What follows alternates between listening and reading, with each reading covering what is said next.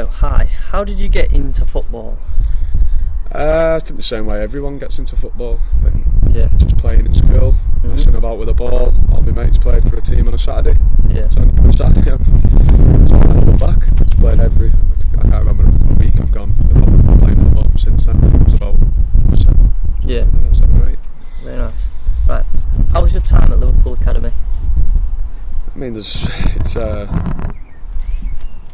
tough to describe. It was obviously amazing. The amount of experience that I had, it was a massive part of my life for a long time, like 10, 12, how long was it? I don't know, 10 years or something. Yeah.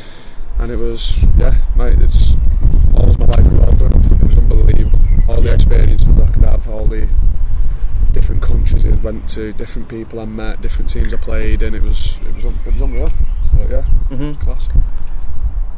How did the Liverpool Academy work? Like, what every day, like, what did you do in the Liverpool Academy? So it depends on where you start from. So obviously they've got a pre-academy up until a certain age. I can't tell you specifically what that is. No idea. So good. We have a pre-academy. Yeah. But they're like young'uns, like babies. So it's just kicking the ball around, running after it. And then you go into like the actual academy, and you've got, I think it might be under 8s. Yeah. And you go under 8s to under 16s. Which is obviously while you're still in school, training on the nights, training a couple of nights a week. And then as soon as you leave school, you go into your scholarship years, where you've got 16 to 18. I had every contract you can have. I left school, I got an extended schoolboy, which meant everyone else was on scholarships. They didn't actually have to pay me, but I got paid. Wow, yeah. Not a lot, literally pennies for that first 3 months, and then that turned into a scholar. I had 2 years on my scholarship. I got offered a 3rd year scholarship when everyone else was going on to a pro, and after 3 months of that, went on to a pro. So you go from 6, then you get to 16s, the next age group's under 18, so it's 2 years combined, and after that it's under 23. Well, it was under 21s when I started, and then it was under 23s, which is basically your reserve team. So that's when you're in and around, obviously, the big boys. So, what was it like to be told you'd be playing for Liverpool's, like, in the game in the first team, and how did it come across? I didn't actually get told the first game. Yeah. The first game was just sort of a random one. It was, obviously we were at Tranmere, pre-season friendly, and the gaffer plays the team in the first half, takes them all off, they'll go and get a shower, and then plays a different team in the second half. So I was like 3rd keeper. Right, so you had, I think Simon Ule played the first half or something, and then Vitas Laviados played the second half. Yeah. And it was just like, right, well, I didn't expect to get anything, I was just happy to be there. And then obviously, unfortunately, Paul Glatzel done his knee. And I remember Jurgen Klopp turned to James Milner and asked him could he go back on, and he said not a chance, my legs are stiff. He said put Dan on. Yeah. So he went, can you play outfield? I said yeah. He said where? I said whatever you want me to play. So just chuck me on. Yeah. So that was a bit mad. The game after, I had an inkling that I was coming on, because at half time John Achtenberg pulled me. He said make sure you're ready. We played Bradford at the Valley Parade. And he just said just make sure you're ready, and just got a little cameo at the end of the game, which was obviously, it was unreal. The stadium was fully sold out for the Stephen Darby Rimmer Foundation, I think. Darby Rimmer Foundation, So it was obviously, mate, it's a massive. I think for the first one, it was just pure excitement. You can see it on my face, smiling my head off. The second one was a bit like a whirlwind of emotions, because I didn't know. Well, I didn't feel nervous. I never felt nervous, but it was just like, oh my god, I'm actually gonna. Yeah, you're actually doing it. I'm coming on, playing with some big players here. Yeah. Thank you. How was Klopp as a person? People ask you this question, and the only way to answer it is he's exactly how you think he is. Yeah. He's exactly the type of bloke that you see when he's doing his interviews, and he's always got a smile on his face. He's always cracking little jokes. He's big and cuddly, and he's a top bloke, and I'm probably going to shed a few tears tomorrow, to be fair. Yeah. How was Klopp's style of management? Well, I don't think you can knock it, to be honest. After watching what he's done, where he took the team from when he took over to where we are and the position that we're in now, where we're competing with the biggest teams in the world, exactly. It was class. Like, specifically, his man management was unbelievable. I think that's a massively important thing for me anyway. Like, he knew when to put his arm around someone, he knew when to railroad someone, and I've seen him lose his temper a couple of times, but not very often. And he always does it in the right manner, and But yeah, for me, obviously the best. Yeah. Well, apart from Mark Beasley, best manager I've ever played for. What are your thoughts about Klopp leaving? Gutted. Yeah. Gutted. Obviously, he was the man that put me. He wasn't the first manager that I had when I trained with the first team. I think it was Rodgers, but yeah, he was there and took me, and obviously chose to take me to America and all that. I might not have played for Liverpool in the Premier League or anything like that, but he gave me a lot of opportunities, and he was always unbelievable with me. So as soon as I found out he was leaving, mate, I broke. Yeah. I think most Liverpool fans as well, I'm a fan as well. It's just gutting. It's obviously time for him to be gone. How do you feel about being let go from Liverpool? Like, how did you feel when you got let go? It was a mad one because it's not like they didn't sit me down and release me. Yeah. It wasn't that type of conversation. The conversation was, Dan, you could probably stay here for the next 10-15 years. Yeah. But the opportunities that you're going to get aren't maybe what you want. Mm-hmm. He said I'll probably still be training with the first team every so often, but game time's going to be a lot less. He said you can stay on the contract that you're on, stay here for as long as you want, basically. And I was just like, right, well, I'll go away and think about it. I said that on the Monday. On the Wednesday I went in and said, listen, I want to explore my options. I want to go and play. I want to go and play in the league, try and get a move. I had a couple of clubs that showed a bit of interest. I thought, if I drop down and fight my way up, then I can work my way up the leagues. But next thing you know, I'd said that on the Wednesday, contract was given out to someone else, and on the Friday everyone shut down for COVID. Oh, nice. Fast forward a few years, I'm at Warrington Town. No regrets. How is it playing for Warrington Town? It's class. Yeah. It's class, mate. You know it's class when you play for a year, disappear for a couple of months and come back. Yeah. That's how good it is. Honestly, the club, the way it's run, people that run it, it's quality of the fans. Obviously the fans were building every single year, but it's quality, mate. There's no better place to be. You just turn up every week and it feels less like a job. I think that's what happened when I left the first time and I went to TNS. Yeah. It was just a job. It was driving me mad. Yeah. And then I hated football for that spell I was there. Yeah. Managed to get out of that, but you guys had a keeper, so I ended up back to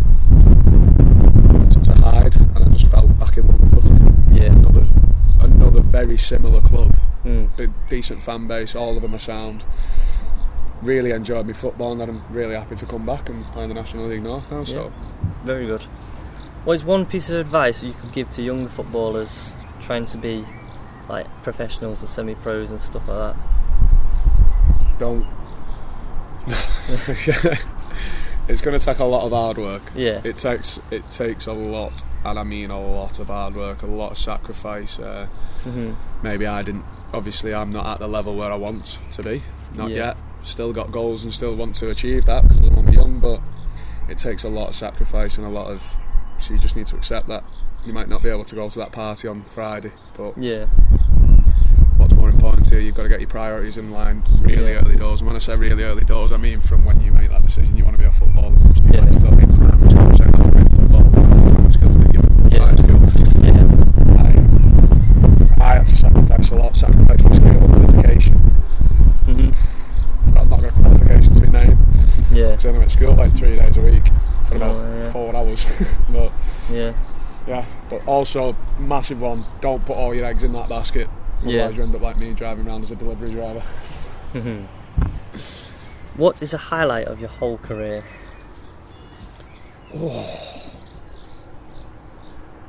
That's a tough one, that. Yeah. Obviously I've got a few highlights. I've got a couple of highlights. Like obviously making my debut at Liverpool. Yeah. Unbelievable. Yeah. Both times, because one didn't count really, did it? It was outfield, that didn't count. I think the playoff semi-finals up there. Yeah. In my first year. Yeah. It just made it even sweeter that I knew the lad that I saved his pen. I grew up with him through Liverpool. He was at Liverpool with me. Jordan Hunter, we'll give him a shout out. I pulled that penalty save off. That's up there. Obviously, we'll throw my goal in. Or the other one of the 2 goals we scored this season there. Obviously highlights, but I said they're highlights. I can't remember who they were against. And I only found out who they were against today because they've done goal of the season. It tells you. No, one was against Atherton. I don't know who the other one was. Yeah. There's just a couple, mate. But I wouldn't say I've had a long, successful career, but I've had a lot of highlights. How did it feel scoring the goals for Warrington? Weird. Yeah. Weird. Yeah. Because it's not what you expect to do when you wake up on a Tuesday or a Saturday. You don't. Yeah. I want to stand at that end and not touch it and just clap. Yeah. That's all I want to do. I want to turn up. Don't get paid more for a goal, do I? Get paid more for a clean sheet. So you want the clean sheets, but obviously just to score and that feeling that I was never a goalkeeper, as you can probably tell by watching me. I just like playing outfield, dribbling about, but having that feeling again, and putting the ball in the net and knowing you've done something for your team. You don't know what to do. Yeah. Why did you choose to become a goalkeeper? I didn't. I think you can ask everyone. No one's ever chose to be a goalkeeper. No one. Alisson Becker guaranteed did not choose to be a goalkeeper. Yeah. I ended up playing for my Sunday League team, and we had a tournament around the corner actually in Warrington. Yeah. I think it was in Culture or something. And our goalkeeper was sick, so we took it in turns going in net.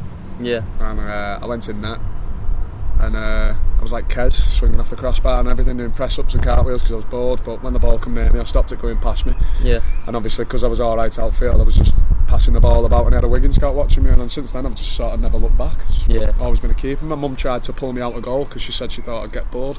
Yeah. It's a good job my manager at the time didn't listen to her, otherwise I'd be. I wouldn't have had half the experiences that I've had. Who do you look up to as a football player? Oh wait, sorry. Who do you look up to? Who did you look up to when growing up? Neuer. It depends on the ages. Like, obviously, when I was growing up early doors, it was always Gerrard. Yeah. Steven Gerrard, mate, the way he hit a ball. Yeah.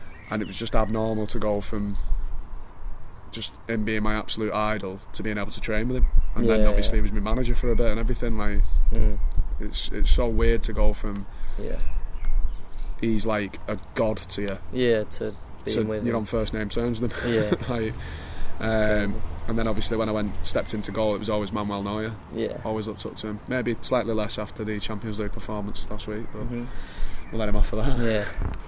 What are your feelings on VAR? Oh. Is the answer I don't care? Yeah. It's a fine answer. I don't care. I don't care. I don't care for referees. I don't care for VAR. I don't have an opinion on any of it. Yeah. I just think whatever you do, they're going to get it wrong. Yeah, exactly. It doesn't matter. You could have AI robots in charge, and it's still not going to be right. It's still going to be wrong. It's just, if it's third, it's third. If it's not there, it's not there. All I know is we can't afford it at National League North, so it's not going to affect me. Yeah. And if it costs us one more league title as a Liverpool fan, I'm going to kick off. Yeah. That's the only thing I've got an issue with. But no, VAR, mate, I've not got an opinion on it. It's there. They're voting on scrapping it. It might not be there. The goal line technology, I like that.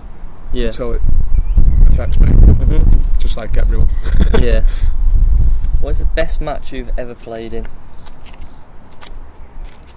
What's your favourite match you've ever played in?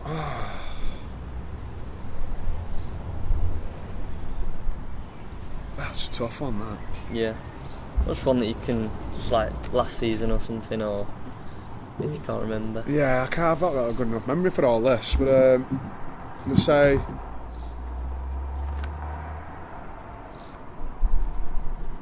let's call it, we'll go that, was it 3-3 against, who was that against now?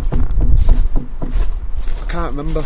That was one of the few times I actually had an alright game, and I made a couple of decent saves. Yeah. And I got the assists. Oh no, that was it. The game where I got 2 assists. That was probably the highlight, good best game for me that season. Just because it was, just egotistically, it was that game. Just because I made a couple of good saves and got 2 assists. So that was probably the best game I had this season. The best game I remember. What is the best match of football you've ever watched that you can remember? Oh, easy. Barcelona, Liverpool at Anfield. Oh, yeah. Unbelievable, mate. Corner taken quickly. I was in the gods watching that with my mate Glenn McCauley. That was class. Yeah. That was unbelievable. Very good. Very nice. Thank you very much. Well, was that it? That is it. Perfect, mate. That was class. Stop that.